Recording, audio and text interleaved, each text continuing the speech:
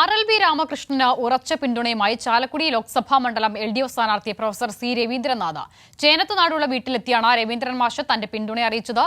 ശനിയാഴ്ചയിലെ തെരഞ്ഞെടുപ്പ് പര്യടനം തുടങ്ങുന്നതിന് മുൻപാണ് അദ്ദേഹം രാമകൃഷ്ണനെ കാണാനായി എത്തിയത്.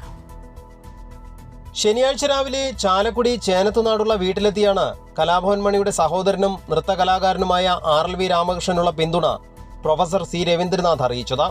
വീട്ടിലെത്തിയ രവീന്ദ്രൻ മാഷിനെ നിറകണ്ണുകളോടെ ആശ്ലേഷിച്ചുകൊണ്ട് രാമകൃഷ്ണൻ സ്വീകരിച്ചതും വികാരനിർഭരമായ രംഗമായി. കലയ്ക്കും സാഹിത്യത്തിനും നിറമോ ജാതിയോ ലിംഗഭേദമോ ഇല്ലെന്നും രാമകൃഷ്ണനൊപ്പം ഉറച്ചു നിൽക്കുന്നു എന്നും രവീന്ദ്രൻ മാഷ് പറഞ്ഞു.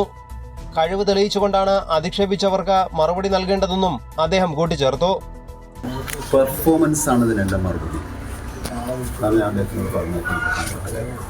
ഇതിന് മറുപടി പെർഫോമൻസ് ആണ്.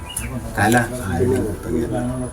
സർഗാത്മകത പ്രകൃതിഭാവം, അത് ആ പ്രകൃതിയിലുള്ള എല്ലാവർക്കും ഉണ്ടാകാവുന്നതാണ്. എല്ലാവർക്കും ഉണ്ടായി എന്ന് വരില്ല.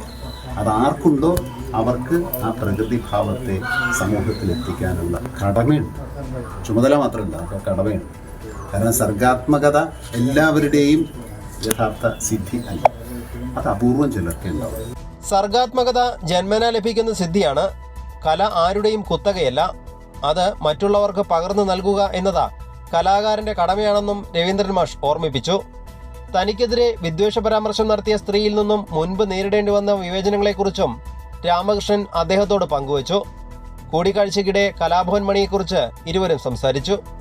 സഹോദരിമാരായ ശാന്ത, തങ്കമണി എന്നിവരെയും കണ്ട് സംസാരിച്ച ശേഷമാണ് പ്രൊഫസർ സി രവീന്ദ്രനാഥ് മടങ്ങിയത്.